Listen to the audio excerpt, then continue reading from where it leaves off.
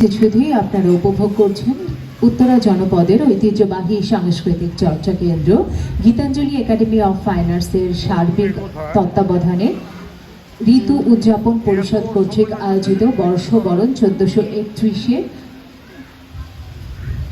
প্রারম্ভিক আয়োজন।